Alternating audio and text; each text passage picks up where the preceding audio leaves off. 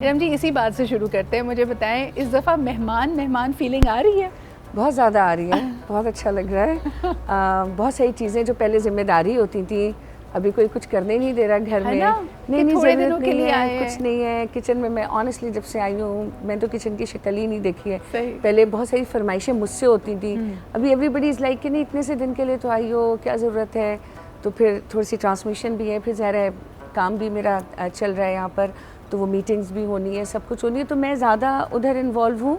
तो वाकई घर से रिलेटेड जो जिम्मेदारियां पिछले साल तक थी, क्योंकि लास्ट ईयर की ईद यहीं थी शोज़ के साथ हमारे, वो इस दफ़ा नहीं है। और मुझे याद है बड़ा स्ट्रेस लेवल होता था, because you would be like, यहाँ से हम लोग साथ ही निकल रहे होते थे, एंड यू लाइक नहीं, अब ये चीज़ मुकम्मल करनी है, घर की ये जिम्मेदारी है, उसको देखना है, कपड़े उठाने, फलाना करना है। तो इस दफ़ा रिलैक्स्ड है, बहुत ज़्यादा ज़बरदस्त। मुस्कान, आपकी तैयारी मुकम्मल है? अल्हम्दुलिल्लाह।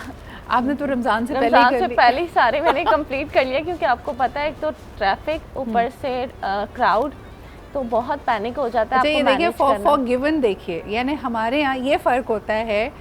इरम जी भी बात करी थी तो पूरे घर की जिम्मेदारियाँ की। मैंने मुस्कान से पूछा तैयारी मुकम्मल, मैंने कहा हाँ मेरे कपड़े रेडी हैं।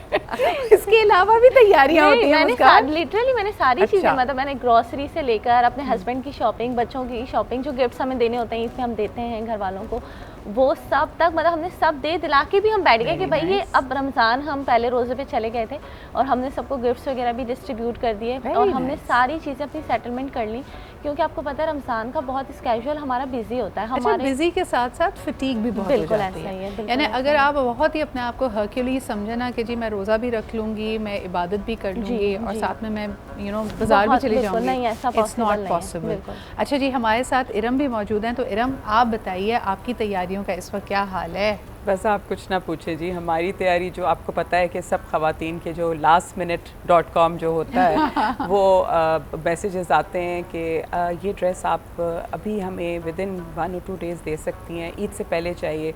सो हमारे पास अभी वो एक तो जिनके ऑर्डर्स हैं हम उनको ट्राई करें, कंप्लीट करें। कुछ जो हमारी ईद कलेक्शन में से चीज़ें जो हमने ऑलरेडी उसमें डाली हैं अपने इंस्टाग्राम पे, आप ज़रूर देखें इरम शेख ऑफिशियल पे।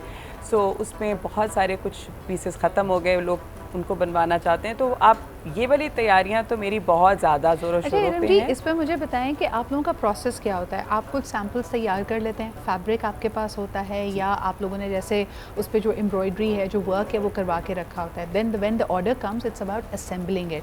लेकिन आपकी बात बिल्कुल सही है कि कई दफ़ा लोग समझते हैं कि this is a work of magic कि आप बस वॉन्ड हिलाएंगी और वो रेडी हो जाएगा। हम लोग ऐसे करते हैं कि हमारे कुछ साइजेस होते हैं विच आर मोस्ट कॉमन, जो आपको बहुत ज़्यादा चाहिए होते हैं, वो कुछ साइजेस हम रेडी करके रखते हैं। सही। और कुछ पे हम काम करवा के रखते हैं ताकि उनको हम स्टिच नहीं करवाते। फिर ज़रूर होता है कि at least we need 2-3 days stitching के लिए, ताकि हम उन लोगों को दे सकें जो बहुत अर्जेंटली लेते हैं। बट कुछ रेडी टू वेयर हमारे पास चीज़ें अवेलेबल होती हैं, हमारी वेबसाइट है, उस पर हम चाहते हैं लोग जाके ऑर्डर करते हैं। बट ऑब्वियसली एक लिमिटेड कोई चीज़ ऐसी होती है कि वो इतनी पॉपुलर हो जाती है कि उसके बहुत मल्टीपल ऑर्डर्स होते हैं, तो ऑब्वियसली फिर उसको आपको रिपीट करने में समटाइम्स आप कह देते हैं कि आउट ऑफ स्टॉक है। बिल्कुल। बट ये है कि हम लोग क्वालिटी का ज़रूर ख्याल करते हैं, इसीलिए मैं कहती हूँ कि मैं बहुत जल्दी चीज़ को नहीं बिलीव करती कि फटाफट बना के और बस देने वाली चीज़ होनी चाहिए। बट आई बिलीव कि quality is the main absolutely. पता है मेरे ख्याल में वो जो उसकी आफ्टर केयर है या आफ्टर सेल सर्विस है, that's extremely important. There times जैसे मैंने कभी बहुत एक्सपेंसिव डिज़ाइनर वेयर लिया and if the tassel has come off और सम वर्क है, आपका दिल चाहता है कि यार somebody should cater to those needs and somebody should listen to you, वरना आप रियलाइज़ करते हैं यार मैंने इतने महंगे कपड़े खरीदे and there is nobody to look after. So I will give you an example. अभी मेरी एग्जीबिशन थी, उस पर एक बहुत स्वीट क्लाइंट थी, she came and she didn't want to try it, तो उन्होंने बकायदा ट्राई किए, साइज़ लेके गई। अगले दिन उन्होंने मुझे मैसेज किया कि देखें मुझे ये यहाँ से थोड़ा, मेरा तो मीडियम ही साइज़ है लेकिन मुझे यहाँ से थोड़ा सा टाइट है। So I myself picked up the dress, I altered it and then I did. अच्छा, वैसे आपस की बात है, आपकी बात से मुझे याद आ रहा है, मैं एक हफ़्ता पहले, अभी भी नहीं, एक हफ़्ता पहले Simra, I went to the mall और वहाँ पे मुझे 2-3 कपड़े पसंद आए और मैंने सोचा और इरादा किया कि मैं इसको ट्राई करके देखती हूँ। मैंने जब पलट के ट्रायल रूम के बाहर कतार देखी ना, वो जिसमें तकरीबन 3 दर्जन लोग खड़े हुए थे, मैंने कहा कोई बात नहीं, ऐसा करते हैं या तो तवक्कुल करके अल्लाह ताला पे ये साइज़ ले लिया जाए और उसके बाद ठीक है देखेंगे अगर इसको बदलने की ज़रूरत पड़ी। अच्छा, इट्स जस्ट नॉट द जिसको कहना चाहिए size, it's how it falls on your body.